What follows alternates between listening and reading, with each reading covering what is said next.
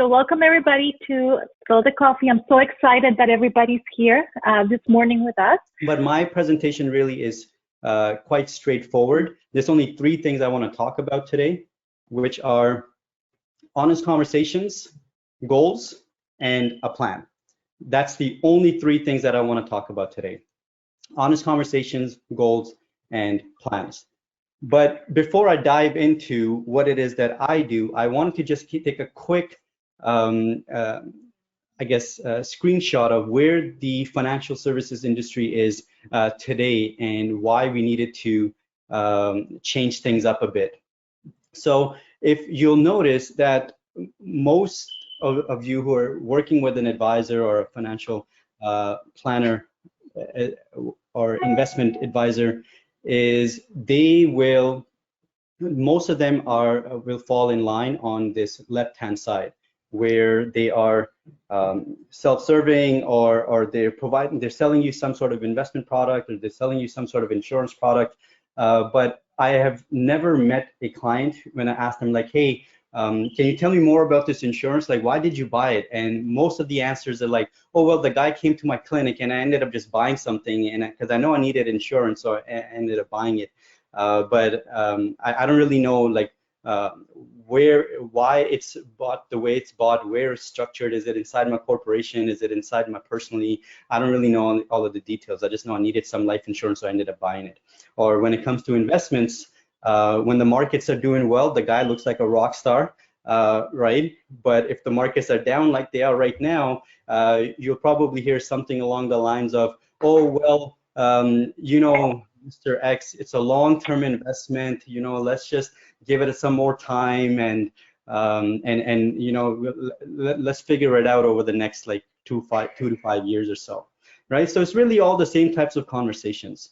So being in this industry for now over 6 years and being very passionate about it since I was at a very young age, I felt that this industry needed a changing to actually help other people rather than being on the self-serving side. So our team that you'll find is actually here, right? And I hope to obviously show you some of that. I'm not going to go into too much detail, if any, because I don't have the time. I really do these presentations over a 1 hour presentation long when I host like a webinar or a dinner presentation myself. But today I'm really just going to be talking about it on a very summary basis.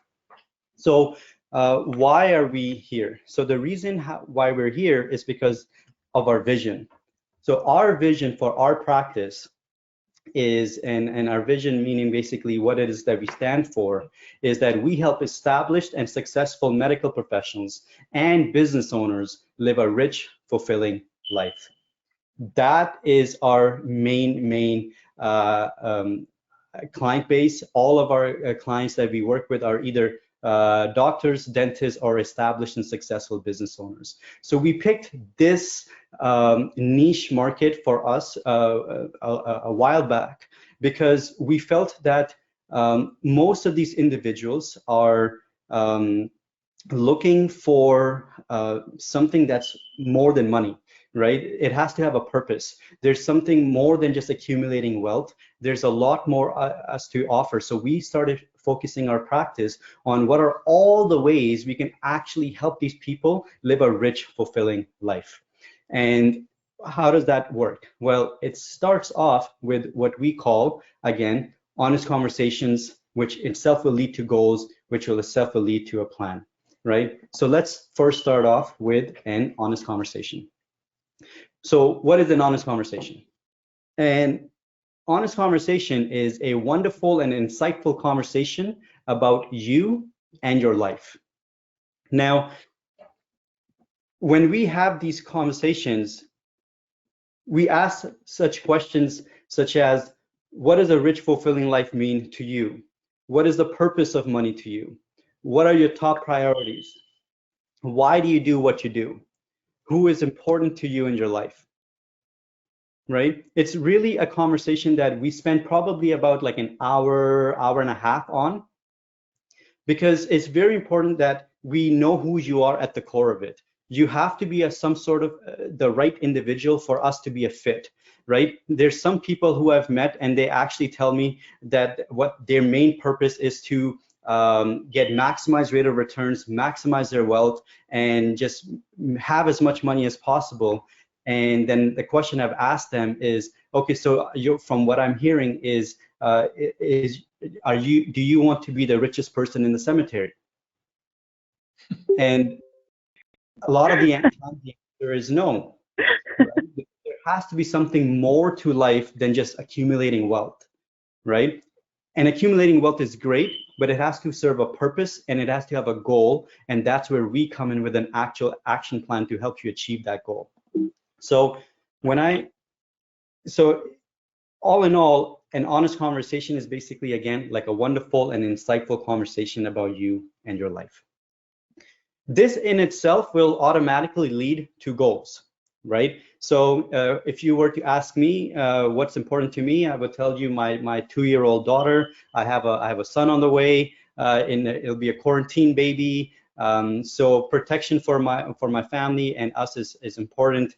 And all of these purposes for me will itself lead to goals. So your goals may be something like, I want to pay the least amount of taxes because I'm already paying so much, and I want to know how to save more. I want to learn how to invest tax efficiently for the future. How do I transfer real estate to kids tax efficiently? Should I have it in a corporate? Should I have it personally? Should I have a family trust for it?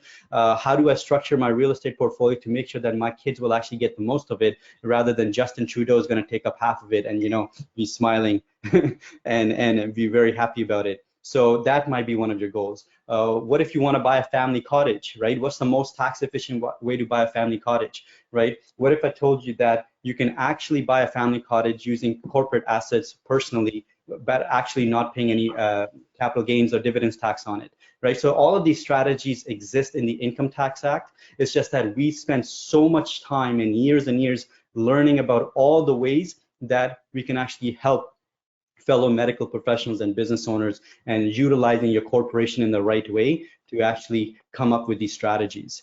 So some other goals may be kids' education, take care of my family, I want to travel more, pass all my assets to kids tax efficiently, and even this is the best one I like. What are all the ways I can donate money, right? How many times do I find, I would say over 95% of my clients are charitable minded. And before we met, I would always ask them, like, hey, are you charitable minded and how do you donate money? And usually the answer is, well, I usually give my X amount of dollars every Sunday at church. And then if at the end of the year I have some money left, I'll maybe cut them a check for $5,000, $10,000 or something, right? Well, that's a good way to obviously donate.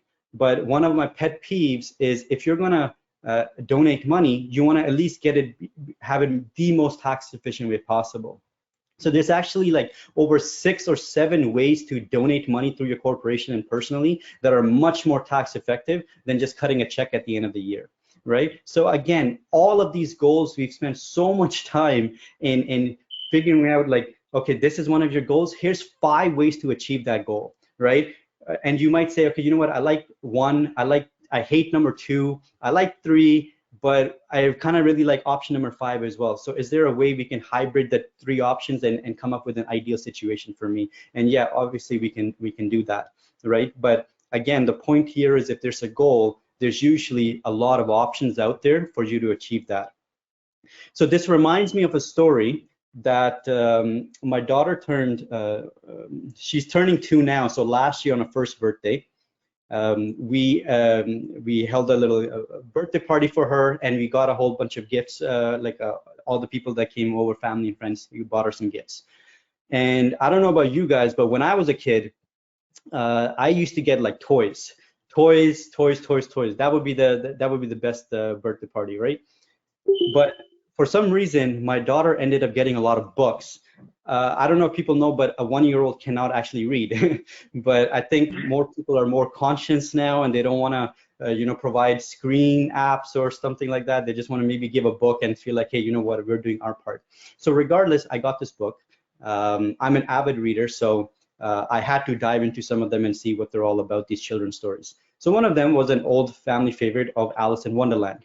And while reading Alice in Wonderland, I came across this one interaction between the Cheshire Cat and Alice, that I thought was so applicable to what it is that I do in my life that I actually had to include it in all my future presentations moving forward. So this is that interaction between the Cheshire Cat and Alice. This happens when, if you guys remember, like when she's lost in that forest and she comes across the cat and they have that conversation because there's so many ways she can go. So Alice asks the cat, would you tell me please which way I ought to go from here? To which the cat responded, that depends a good deal on where you want to go. Alice responds, I don't much care where, to which the cat interrupts her, saying, then it doesn't matter which way you go. Alice, almost to justify herself, says, so long as I get somewhere. To which the cat replies, oh, you're sure to do that if only you walk long enough. And that in itself is what we're all about. If you have a goal, if you have a purpose in life that is not just to accumulate your riches, then we would be a very ideal fit for that individual. So we really meet you at the intersection of money and life. This automatically will come into a plan, right? So we've had an honest conversation, we've had a goal, and now it's time for us to show you your options, right? These options will be, like I've mentioned before, for each goal, it might be anywhere from 3 to 5 options. You want to send your kids to school, for example? Well, here's the one vanilla way you can do it. What the banks say, okay, well, open an RESP, but most successful individuals want to be able to pay for their kids' education full out, right? Maybe all 4 years of undergrad. And in today's pricing is going to be more than probably about 120, 130 grand by the time they actually get there. Well, the RESP is not going to cut it. And this is, again, is a very simple example, but there's more than 7 ways to actually fund your kids' education. What if you had an informal trust account? What if you use your corporation? What if you used a corporate loan strategy? What if you, had another corporation open for them at the age of 18 and funneled the money through there, but you save money through your corporation in the meantime, so you don't have to pay personal tax to get the money out to fund those RESP accounts. But regardless, there's so many ways to accomplish these goals. So our job is to show you all your options. And once we've shown you all your options, you'll notice that they're specifically tailored to you, right? This is not a cookie cutter approach. This is not a whoever comes in gets the same strategies, whoever comes in, it all looks the same, right? You don't fit to our strategies. We fit to your individual need, right? Because I'll guarantee there's, I see 16 people here in this presentation today, and I guarantee that all 16 of us have a different purpose in life. Our rich, fulfilling life is different. For some, it might be taking care of their parents. For some, it might be, doing the most for the communities. For some, it might be leaving a lasting legacy behind when they've gone, right? So for every single person is something different. And we catered everything towards that purpose of yours. So again, you have to have a purpose. So all in all, these are the 3 main things: an honest conversation, goals, and a plan. And that's really what it is, the only things I want to focus on about today. So if you were to compare us to all the others, you'll notice that you can definitely buy an investment product from other people. You can definitely buy an insurance product from other people. But what you're not going to get is financial planning, tax planning, investment planning, estate planning, insurance planning, and you're definitely not going to live a life of purpose by living a rich, fulfilling life. But when we work with our clients, our focus is obviously not on just the investments and the insurance, but also on the financial planning, tax planning, investment planning, estate planning, insurance planning. And our #1 goal for all of our clients is to help them live a rich, fulfilling life. I'll give you a quick story. One of our clients, she's 73 years old. She's a physician and she's still working. She actually had knee surgery. The doctor told her that she's not going to be able to go back to work for 6 months. She recovered within 3 weeks and was back to work because that's how much she loves her work, because she wants to help her patients as much as possible, right? So when we met her about 3 years ago now, she was a pretty sizable portfolio. She has no spouse and no children. She dedicated her life literally to her work of helping others in need. And when we met her, I mean, she's never going to be, she doesn't need the money. She doesn't need to work. Over $6 million portfolio with 3 different banks, house is paid off, everything is good. But when we brought her on, she thought it was going to be the same thing. Like, we're just going to say, okay, these are your investment options, and this is how we're so much better in investing your money than the other guy. Well, I think that as well, but that's not what our conversations are about. I asked her, what is all this money for? You know, you realize you're 73 years old, and you're leaving all this money based on your current like living expenses. You're going to leave a lot of money behind. Is that what you want to do? And she's like, no. I'm like, so what is the purpose of your life? What do you actually want to do? She's like, Saad, you know what? I never imagined that I would have come to this country 40 years ago from Uganda and be able to become a physician here and be what they call a millionaire and have a pretty comfortable life. And I never thought I'd be able to do all of this. So it would be amazing if somehow, some way, I could donate money back to my village back in Uganda to open up a hospital there. And that was her fulfilling life. So what we did was we found strategies that will give her full tax credits and everything the way we structured it through our corporation. We cut a check for $1.5 million towards a nonprofit organization last year that broke ground on her hospital this January, and they're going to name an entire wing after her. And she started crying when that happened, because no amount of rate of return, no amount of anything would have actually sufficed for what we actually accomplished for her. She's most likely never going to leave us as a client, and she's introduced us to so many other people who she felt that are actually looking to live a life of purpose. And that's really what we're all about. So I want to just leave you all with a quick proverb that we truly believe in. This is our team meeting proverb that we'd like to share as the last thing that I'll leave you guys with. People are often unreasonable and self-centered. Forgive them anyway. If you are kind, people may accuse you of ulterior motives. Be kind anyway. If you are successful, you will win some false friends and true enemies. Succeed anyway. If you are honest, people may cheat you. Be honest anyway. What you spend years building, someone could destroy overnight. Build anyway. If you find serenity and happiness, they may be jealous. Be happy anyway. The good you do today, people will often forget tomorrow. Do good anyway. Give the world the best you have, and it may never be enough. Give your best anyway. You see, in the final analysis, it is between you and your God. It was never between you and them anyway. This is a proverb from Mother Teresa's Children's Orphanage that nobody actually knows where it's from. But I just thought it fit our practice perfectly. So this is something we like to definitely follow. So if you're interested, obviously our planning process is you can obviously give Elaine your email address to give it to us. You'll get a call from our Rich Life ambassador, and he'll call you to set up to have that first type of conversation before we have that honest conversation. And from there, we take it from there. We're doing virtual meetings or in-person meetings whenever God knows this will end. But until then, we're just doing virtual meetings. This is what some of our clients have told us about us. One of our physicians says, you know more about me more than some of my closest friends. Another one said, speaking to you is like speaking to a financial therapist. And you've shown me how to live a life of purpose, and I'm extremely grateful for that, from a fellow dentist in the Toronto area. So if you'd like to follow us, follow me on Instagram at Rich Fulfilling Life, and on Facebook it's the exact same thing, Rich Fulfilling Life. There's no dots or anything, just it's weird actually.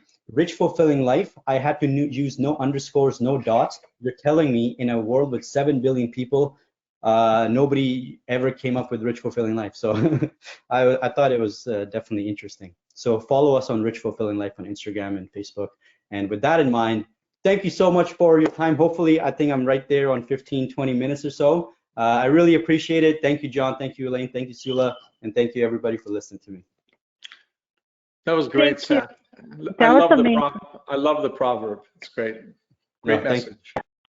That was so great. So do you want to entertain maybe a few questions then, Saad, at this point? Is there any questions? Sure. We do have a question from Sahir, actually, who said that. Sahir, did you want to unmute yourself and just ask directly, or do you want to continue using the chat? Sahir? we have a question from Sahir. Okay. I can just, yeah, that's fine, Sahir. So it came through the chat.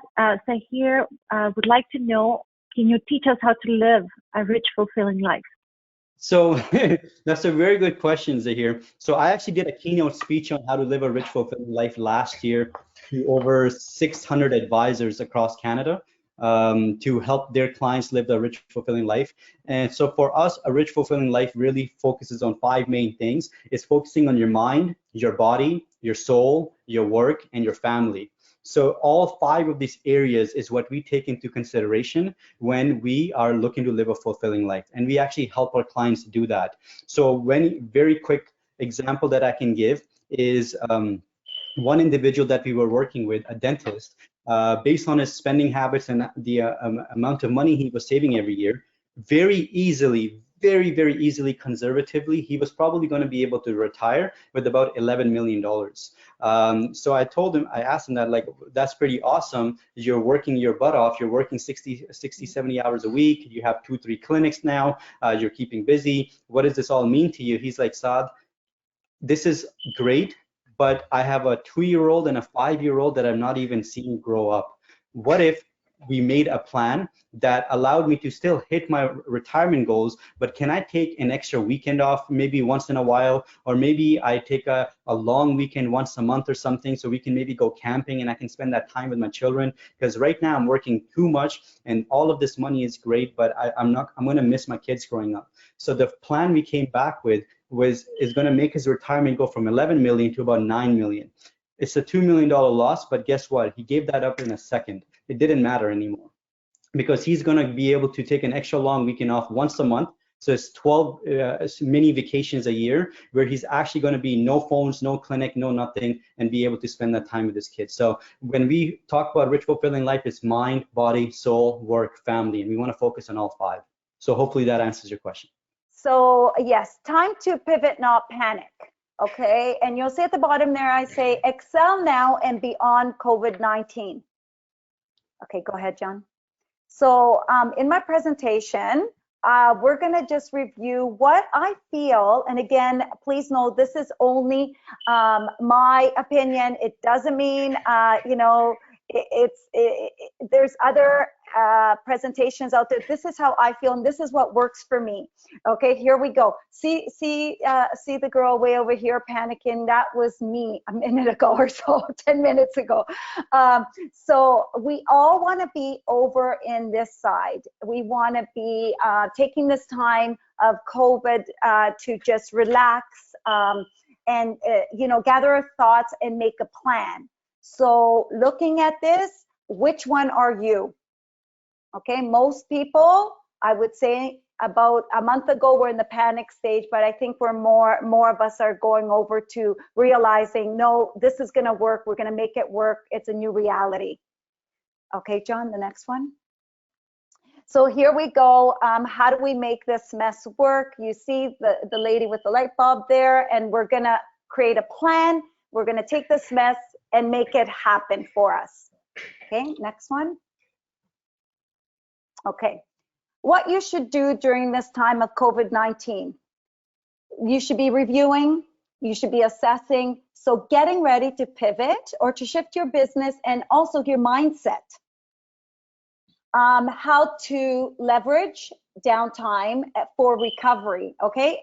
So basically that to me would be, maybe start working on your branding, looking at your business, what needs to be changed. If this didn't happen and there was no downtime, you would just continue the way you were. And I'm not saying it wasn't a good way, but maybe, you know, now that we have this break and we've had this isolation, maybe it's time to revisit some things and make some changes, right? Have an action plan and be proactive. You need leaders right now. Everyone has this fear, okay? And so we need the people that are ready to lead, to step out and start leading. We see here John and Elaine, by hosting and having these little these events, these hour events, and inviting people to present, you know, their expertise. It's helping other people as well, okay?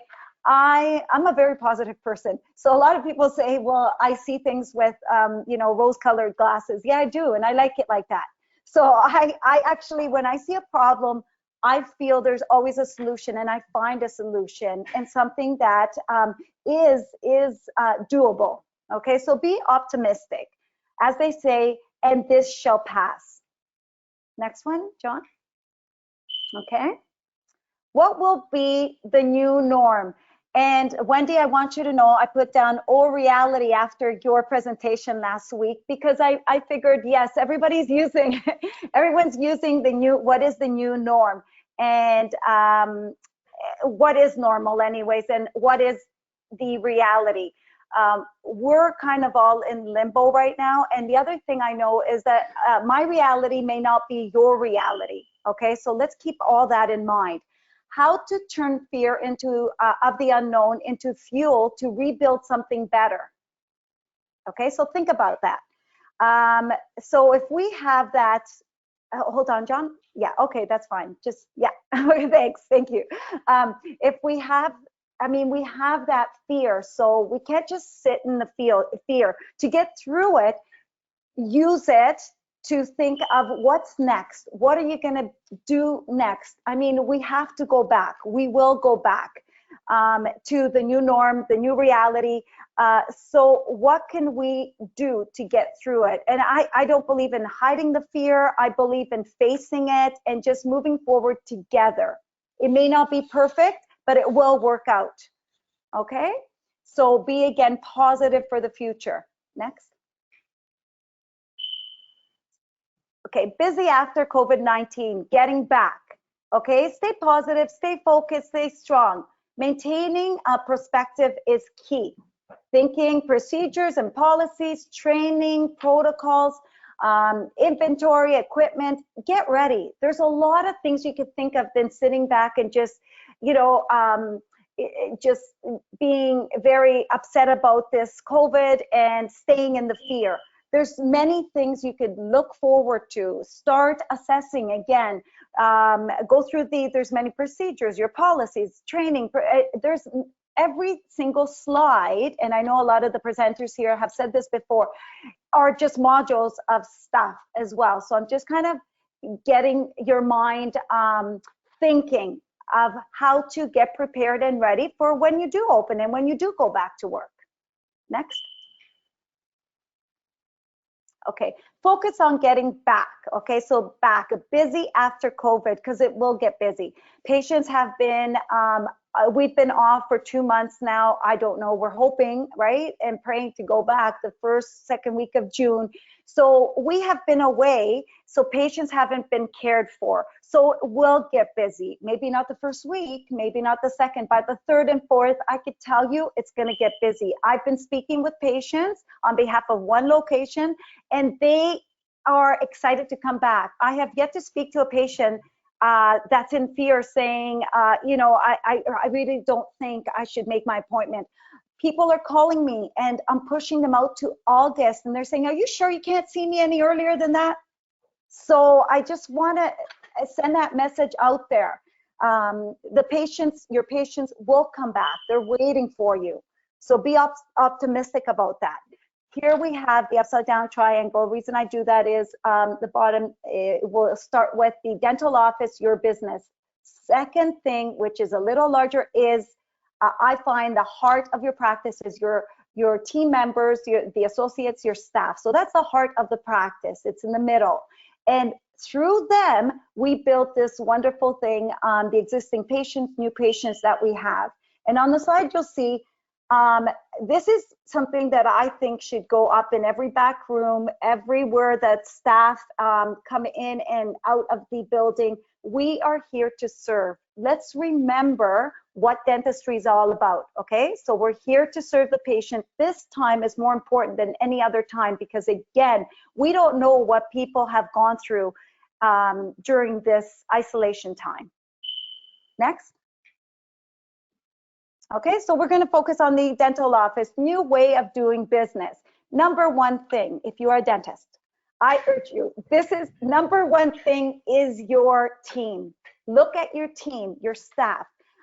Get them together. Of course, making everything very clear and communicating with them, because they also should understand that they're coming back, and maybe there's a new way of the way they worked before this, right? And plus, they're coming back with their own emotional things that have happened during this isolation time. Get ready to pivot. Use your team to this time to shift, and remember, we are here to serve. Again, the second point is always your patients, the community. Maybe now you could look at it as it's a bigger picture. Okay, it's not only about your dental office, it's bigger. It's bigger than just that, that one team. It's community, it's your patients. So start thinking of new things to implement in the practice. Start thinking again bigger than what we only do at your location. Okay, expand your thinking. Next. Still under the dental office, reviewing and assessing your business. Where are you now, and where do you need to be to reopen? Okay, you need to make changes. Clinical space, there's signage that has to be in the entrance, the ops, the stop signs, the COVID signs. There's so much to do in the actual physical office, okay? The layout, the social distancing between the staff and when patients come in, the in and out of patients. Keep counters in the ops, in the front office, clean. There's no magazines anymore. There's, I would say, I personally would say the first month, don't serve coffee. I know we all do this, right? We all have the magazines. We try and make the patient feel comfortable. We serve the coffee. Honestly, focus on just making sure the area is nicely safe for everybody. Infection control, okay, also the new PPE requirements for staff and patients. So we have to make sure we have, the guidelines, and we go through everything. This is all everything that we're guessing, okay? Not the college hasn't come out with protocols yet, right? But what we're doing is we're looking at the hospitals, we're looking at the clinics, we're looking at emergency clinics that are open. And we're kind of just following. When we do get the actual, protocols from the college, the Royal College, we all have to follow those, right? I mean, I'm 100% for that. You have to follow that to keep everybody safe, yourself, your staff, and of course, to make sure that the patients that come in are safe as well. Next. Reassessing the office setup and scheduling process. I'm just going to go through this quickly. We're talking about the reception area, maybe looking at staggering appointments. So you limit the patients that come in and out, and how that's done. Some people are basically setting a sign. I've seen this on the outside of the practice saying, please text us when you're here, when you're in the parking lot. We'll tell you when to come in. We'll send a staff member out to get you. And that's just so we could limit the traffic in the waiting area. And that's a good thing too, if it works for you. You got to focus on, there's going to be new medical forms. Some are sending them out electronically. Some are saying, well, our patients are older, they don't have the internet, so you still have to have that form available. Screening, be proactive. Have your front desk, screen the patients on the phone when they confirm the appointments. Have them screen them when they come in. I also think temperature should be taken when the patient gets there. We can't just, you ask the questions, but be proactive about it and document everything. There's going to be about 5 different logs that are going to be carried in the dental office, logging staff members' temperatures, coming in and out, doing the same with the patients. And honestly, if there's an area on the patient file that you could include, time they came in, temperature, and that you went through all the protocols with them, and they agreed, the health questionnaire, that would be best. And that's for the hygienists, because I know some hygienists have joined. Again, the safety PPEs, the N95 masks is what they're saying, but I hear now that KN95 masks are are a level 3 as well, so they may be approved. Gloves, eye protection, face shields, and protective gowns. Now, I know in one office, we're actually purchasing gowns for the patients as well. So when the patient comes in, they get their gloves, they get a gown, and then they enter the op. Okay, so that's a possibility for others. I don't know if others are doing that. Some are just going to be using these covers on patients. Try and go paperless. Okay, digital, and I think a couple of sessions before I heard that, you know, maybe go for the scanners, you know, do everything digitally, you know, get rid of the files. We can't hand folders back and forth anymore. There's none of that going to be happening in the middle of the dental office. The ops are going to have doors. Walls are ceiling to floors. Just the protocols are so, there's so many things you got to look at that if you could eliminate some of the things that you have right now, like just put everything digital, do communication from front desk to the ops through your computer, that would be best. Okay, next. Okay, so here we go. So team together, everyone achieves more, 100%. What is the new norm and or a new reality? I added that in there again, Wendy, because I mean, I want to resonate with everyone, and everyone thinks different, and everyone's reality and the norm is a little different. Okay, so we got to kind of get together. Team culture is very important.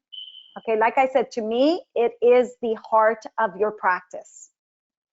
Okay, go ahead. So here we go. We focus on safety and for your associates and your team. Risk factors. I sit in on a lot of presentations. I listen to a lot of experts, and what I hear is hygienists are at 98% risk factor. They're higher than the frontline workers. Okay, so that's pretty scary, I guess, for them and for you as a practice owner. Infection control, proactive, you know, the IPAC updates, make sure that all your staff is doing that. I believe in connecting with your staff. Like I said, we are closed. We've been closed now for 2 months. I can't see walking into a practice after 2 months of not being in touch with your staff and expecting everything to be normal. So I encourage people to, or dentists or managers, to do weekly calls. Jump on Zoom. That's what we do on Zoom. You know, connect. Encourage your staff to jump on. Ask them about how they're doing. Okay, because also, as we have to be empathetic to our patients, we have to be able to identify that our staffs also have pain points. So everybody's a little stressed in this time, right? So try and keep everybody informed of what you're doing in the office and what they're coming back to. And maybe, you know, I mean, use it, the team itself together should come up with ideas and strategies. Next. Okay, so here we go again, what I was saying earlier. As a practice owner, as the dentist, you are now they're playing a different role. Be transparent, okay? Talk about the challenges, be open, be optimistic. You know, you have to get all together, the team all together, and be positive and lift each other up, because this is something that we all have to, again, it's that fear factor, right? So we got to push through it, and together we could do that.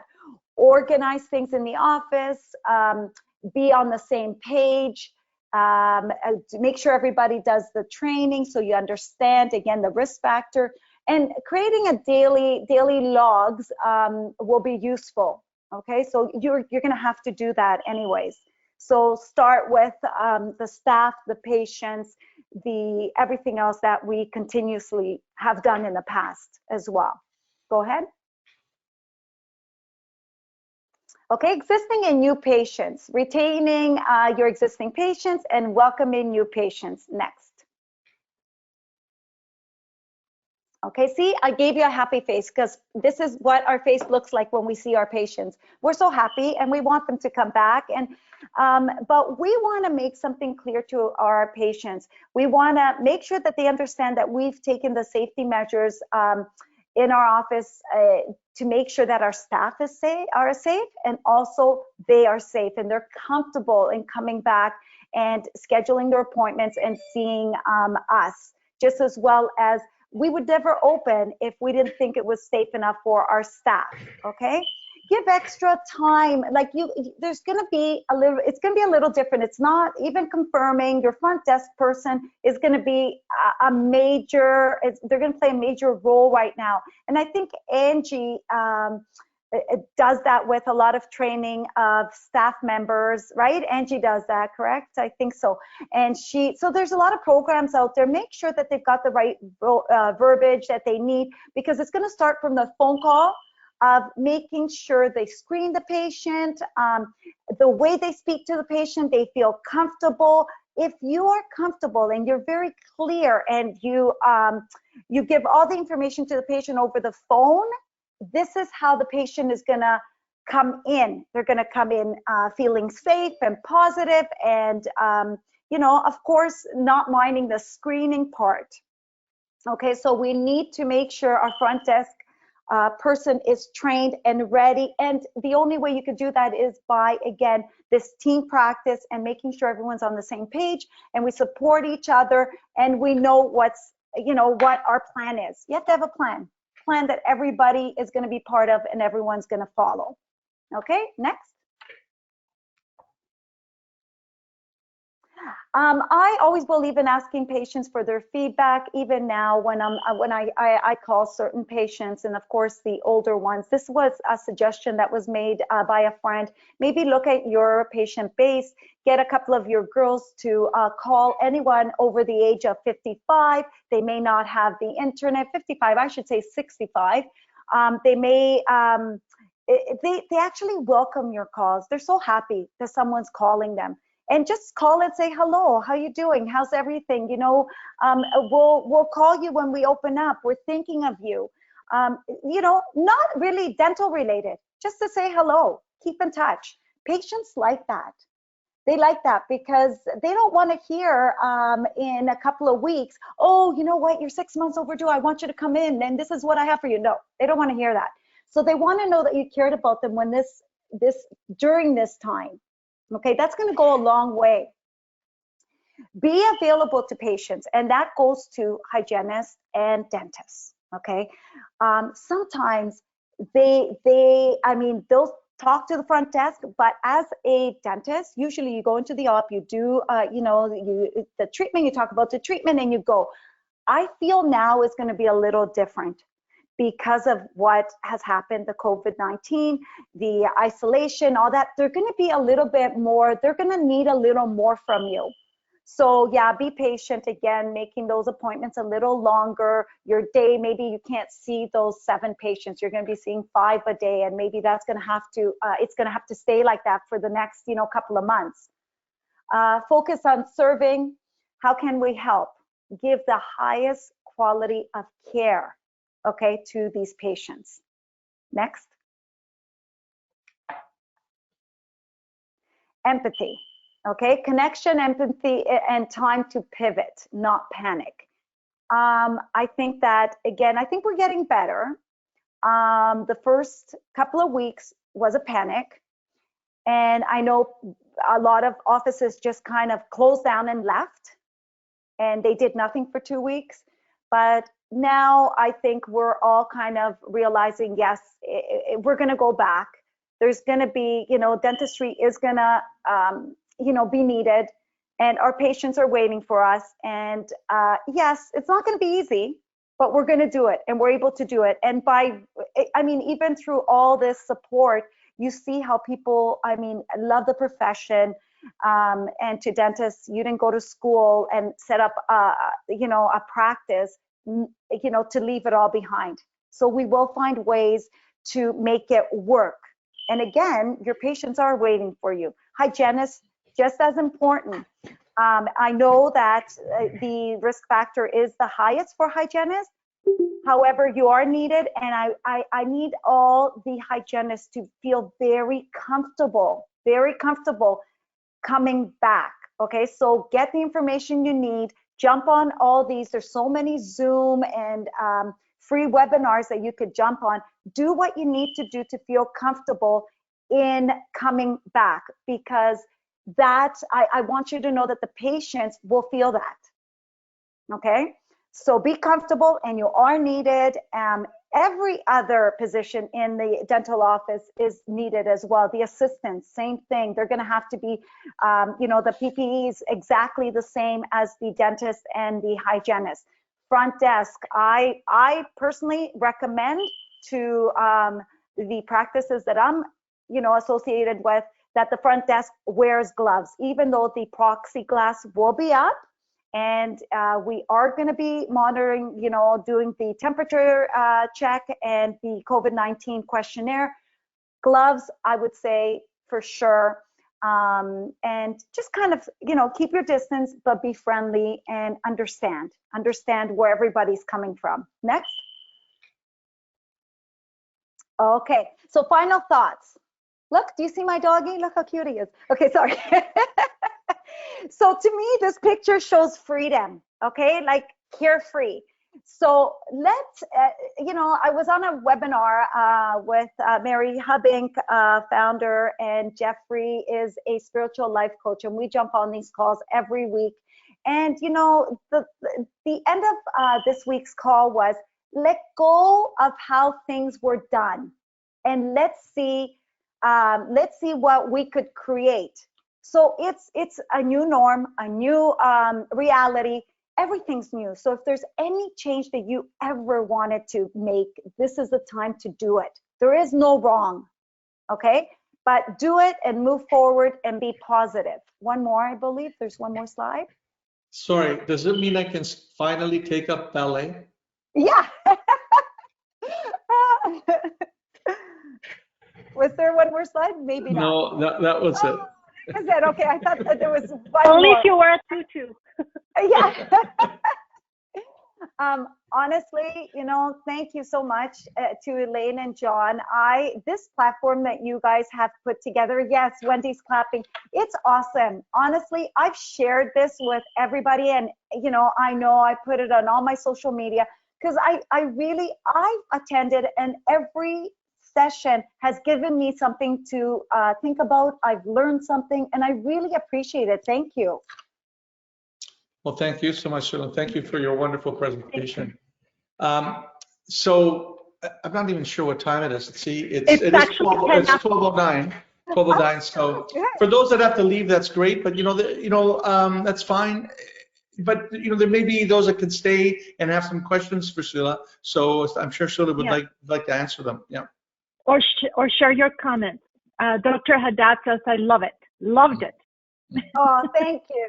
Thank you. He's amazing. He's great. If anybody has a question or, a comment that they would like to add, now would be the time. You can either unmute your mic and speak, or you can write it in the chat box. Either way is fine.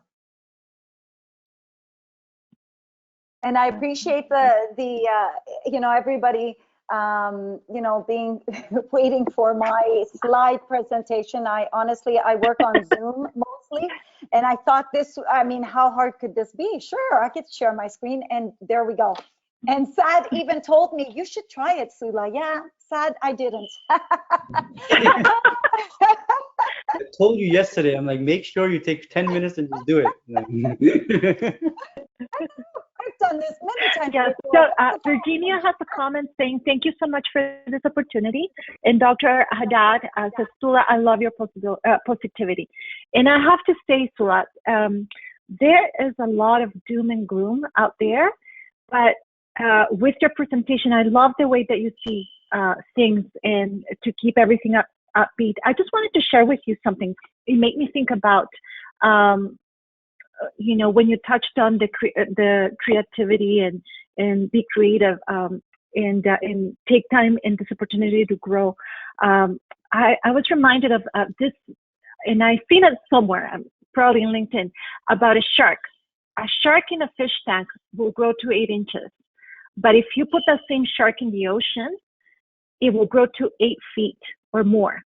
And the same, and it's when you change the environment, everything changes, and it's up to you. Like now we're in the ocean, we've been forced to change our environment, and many times to surround ourselves with small thinking people.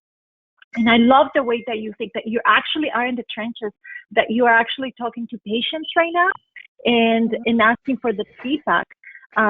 If we surround ourselves with small thinking people, we're going to stay small. And, this is the whole point of this platform, for us to grow. And we've met so many amazing people, so many, thinkers and, who are doing the things differently and adapting to the environment so that we can all grow. And I thank you, Soula. I thank you, Saad, for your wonderful presentations. And hopefully we can have you back, because I feel that there's so much more that can be touched upon. And, just so little time. No, Elaine, that's amazing. It's really about mindset, right? I mean, just shifting your mind and trying not to, there's fear. Everybody has fear. But together, we want to go back, right? We want to go back. We want to be able to open. So we follow the protocols that are given to us. And it's just about understanding and going back to what you left. Like, your patients are waiting for you. So, so together, and of course, again, team, right? The team is a big factor to me, and they need to feel like they're going to be part of this. And once they're part of it, you know what? That's it. You just focus on your patient. That's it. Yeah, I think that's a fantastic suggestion in what you're doing. Keeping in touch with the patients just to see how they are, especially the older ones. That's actually our, we see a lot of adult patients, and I think that's a great suggestion. Anybody else? There was one thing I wanted to say, because I don't see questions. So basically, I didn't, for some reason, I thought I put it on one slide, and it could have been because I'm trying to talk so fast that I missed it. But social media right now is, I encourage my dentists to stay active on social media. A lot of the stuff I do for them, but I do encourage them to stay active and not to stay silent. This is not the time to stay silent for your patients. You need to get out there and you need to engage and just, let people know, yes, we're here and we miss you, but we're all going through this together. It's a little bit, maybe a little tough for some professions to actually admit, yes, there is fear, but you know what? That makes you a little more human and people connect to you better. That's how I feel. So I encourage posts, and I see all of yours, Elaine. You guys are great. John, you're amazing. I don't know how you do all those webinars. They go from webinar to Zoom they do so much. You both do so much, and anything I see on social media and I could share, I do because I truly believe in what you're doing. Well, we have a lot of time on our hands these days. No, I don't think so. I don't think so. Listen, Rodrigo, you're still on? Is Rodrigo still on? I think he's still here. Rodrigo, are you here? No, he left. No, he must have just left. He must have just left. Yeah. Okay. No, I just wanted him to just tell us about the date of his upcoming webinar. Does anybody on here right now have an upcoming webinar or online event that you're going to be on? That we can share. Share with everybody. Anybody have something coming up? I'm sorry. Yeah, we're hosting a webinar next week. On I think either Wednesday or Thursday. We're just finalizing the details. Good. For basically like a full snippet of a rich, fulfilling life. That'll be like about 30-40 minutes. Oh, that's a great topic. That's next week. Then you'll be posting that on social media, advertising it, right? Yeah, I'll post it on social media. I'll tag Elaine. Tag me, yes. Yeah. And I'll share it as well. Everybody tags. Everybody tags Elaine. Yes.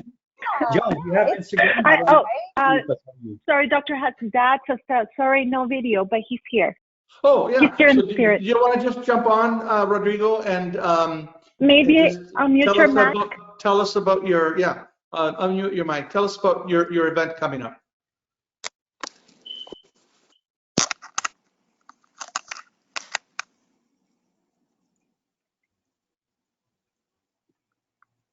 Maybe not. Maybe not? Okay. No. I think it's He's on, here with I us. think it's on the 8th. I believe it's on the 8th, which is Friday. Hi, John. Hi. Sorry. Hi. No Oh, problem. there he is. Can you hear me? Yes, now we can. Okay, thanks. Okay. Wonderful presentation, Soula. Wonderful presentation, and the beginning was awesome as well. And thank you for the opportunity. And we'll be sharing tomorrow because we're gonna do a webinar with Dentsply, but that got postponed, and we just kept our idea, and we're posting something. We're finishing to record it today and editing, so we're posting it tomorrow. Oh, so it's not going to be live. You're posting something that you're. It's not gonna. Yeah, this one is not gonna be live, and we're gonna post it tomorrow.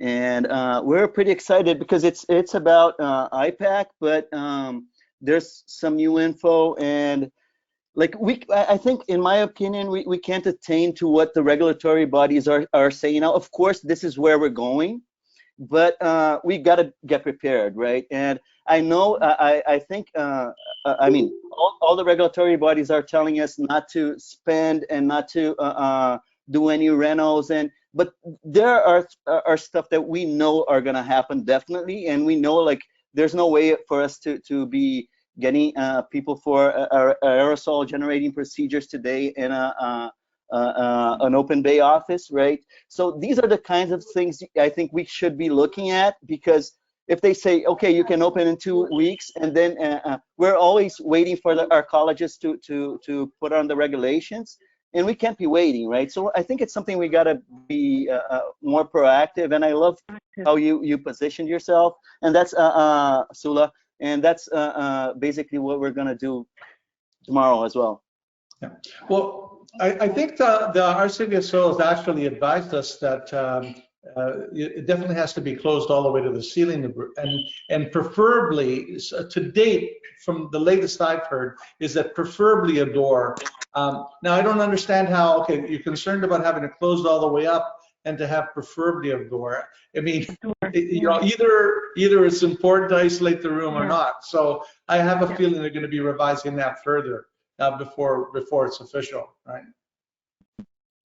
Yeah, the same. Yeah, I think, I mean, because they have positioned themselves as to aerosol generating procedures as of now, right? But since they haven't put it as a concept that's going to be, I mean, they haven't stepped on and set up the regulations, right?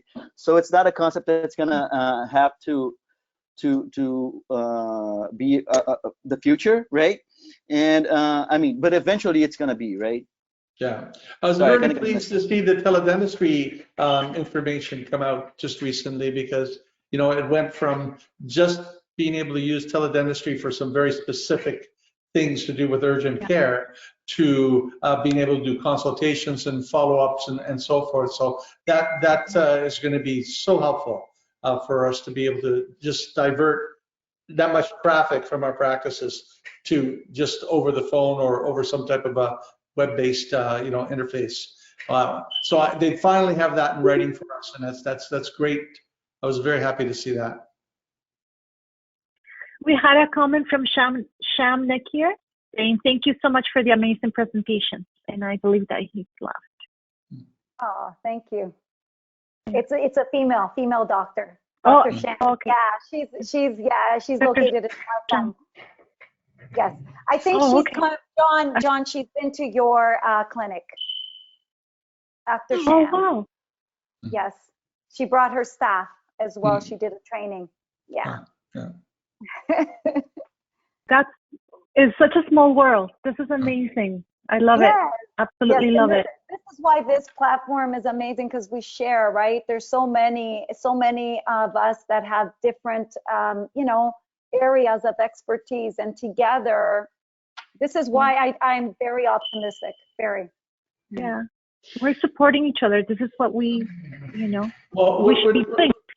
we're clearly not going to go back to the 1800s. People are used to having a certain level of health care. People have, most people have not lost their health benefit plans. So they're going to be anxious to get back into the office. It's just a matter of us doing it in a staged fashion based on the guidelines as they release them.